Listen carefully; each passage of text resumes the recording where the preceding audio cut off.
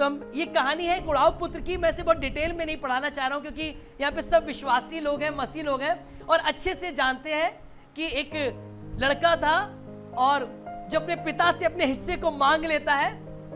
मैं संक्षेप में बताऊंगा।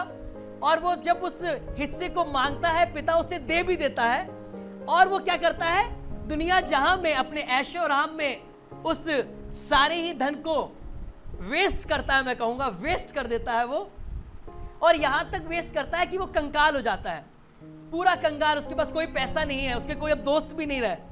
और जब वो कंगाल हो जाता है तो एक ऐसी स्थिति उसके जीवन में आ जाती है कि उसे सूअरों का खाना खाना पड़ता है।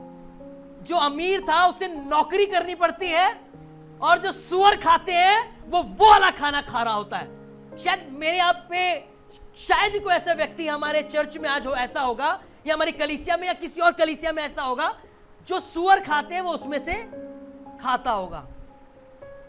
कोई आप ऐसा व्यक्ति जानते हैं जो मसीह विश्वासी हो, जो परमेश्वर पे भरोसा करता हो, प्रभु के भवन में हो और जिसकी फैमिली एक परमेश्वर के विश्वासी फैमिली हो, और वो ऐसी जगह पे खाना खाए जो सूअर खाते हैं उनके बीच में, उन्हीं के बर्तन में से वो खाना खाना शुरू कर दे। मेरे ख्याल से तो मैंने नहीं देखा आज तक। मैंने कभी क्रिश्चियंस को भीख मांगते हुए भी नहीं देखा, जबकि मैं पंजाबी फैमिली से हूं। मैंने पंजाबी होते हुए भी कभी क्रिश्चियन को भीख मांगते हुए नहीं देखा है। लेकिन मैं परमेश्वर का धन्यवाद देता हूं कि ये कहानी हमें सीखने को आज कुछ दे रही है। ये कहानी कुछ बता रही है कि जब ये खा रहा होता है उस सूअरों के भोजन में से, क्योंकि इसे वही खाने के लिए दिया होता है, तो मैं चाहूंगा कि भाई आशीष जोरदार आवाज में पढ़े लूका की पुस्तक उसका 15वां अध्याय उसकी 17वीं आयत को जोरदार आवाज में।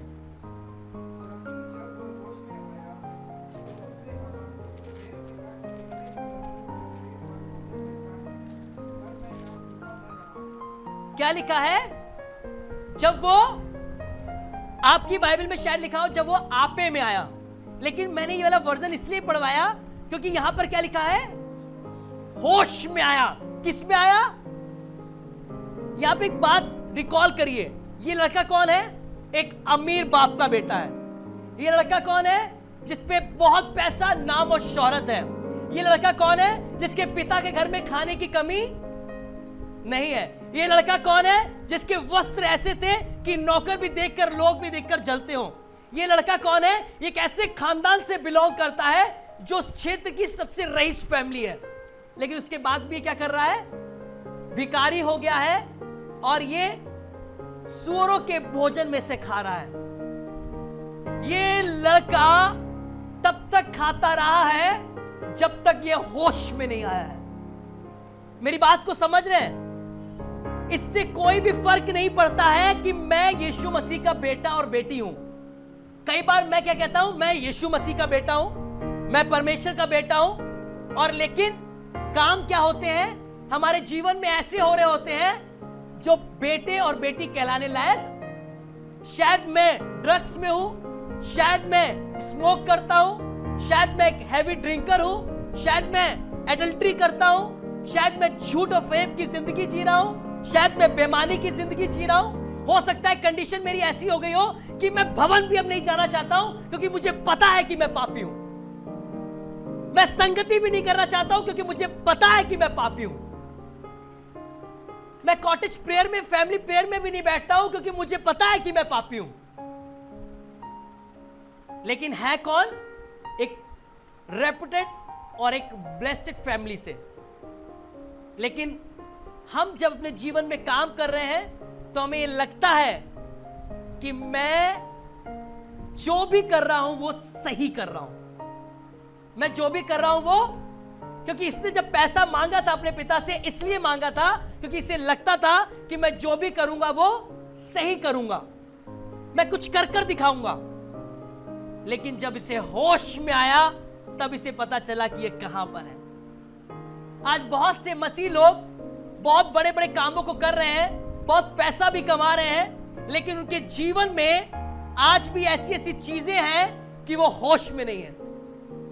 बेटे और बेटी तो है यीशु मसीह के, संतान तो है यीशु मसीह के, वो भी संतान था एक रईस पिता का, वो भी एक ऐसे घराने से बिलोंग करता था जो वहां की सबसे रिचेस्ट और फेमस फैमिली थी, लेकिन उसके बावजूद भी वो होश में नहीं था।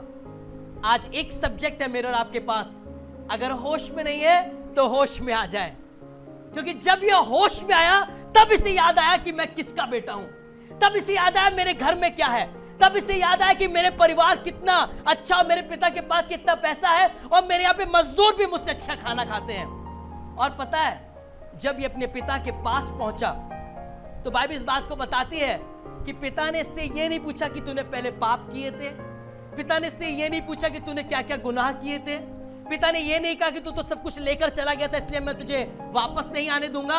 यहां पर लिखा है पिता दूर से देखते हुए उसकी तरफ दौड़ा और उसे चूमने लगा और क्या कहा, पहले जो मर गया था वो जी उठा है, जो खो गया है वो जिंदा हो गया है, जीवित हो गया है।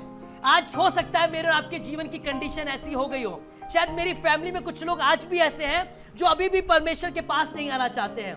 शायद आपके आस पड़ोस में आप ऐसे लोगों को देखते हो जो अपने गुनाहों में, अपने पापों में इतने फंस गए हैं कि वो चर्च जाना भी पसंद नहीं करते हैं। उन्हें ये लगता है कि शायद अब उस लायक नहीं है। लेकिन मैं आपसे कह रहा हूं एक मौका है मेरे और आपके पास, अगर मैं और आप होश में आ गए हैं तो पिता भी गले लगाने के लिए तैयार है, पिता भी आपसे प्यार करने के लिए तैयार है, पिता भी आपको चूमने के लिए तैयार है। और ये पिता यीशु मसीह के रूप को प्रेजेंट करता है, ये पिता यीशु मसीह के व्यक्तित्व को प्रेजेंट करता है कि जब अपने होश में आप आए तो आप अपने पिता के पास जाएं। ये सोचकर मत बैठ जाए कि मैंने पाप किया है, मैंने गुनाह किया है, मेरा जीवन प्रभु के लायक नहीं है तो मैं अब इस्तेमाल नहीं हो सकती, मैं अब इस्तेमाल नहीं हो सकता। लेकिन पिता कह रहा है आप आइए मेरे पास, एक बार आइए। और जैसे ही आया बाइबल कहती है उसे सारी अथॉरिटी वापस मिल गई। नए वस्त्र लेकर आओ, जूती लेकर आओ, अंगूठी लेकर आओ, पशु को काटो, खिलाओ और जश्न मनाओ, क्योंकि मेरा बेटा वापस, जबकि वो अपने हिस्से का सब लुटा चुका है, फिर भी पिता सारा कुछ उसे वापस दे रहा है। मेरा और आपका यीशु मसीह मुझे और आपको वापस अथॉरिटी देने जा रहा है।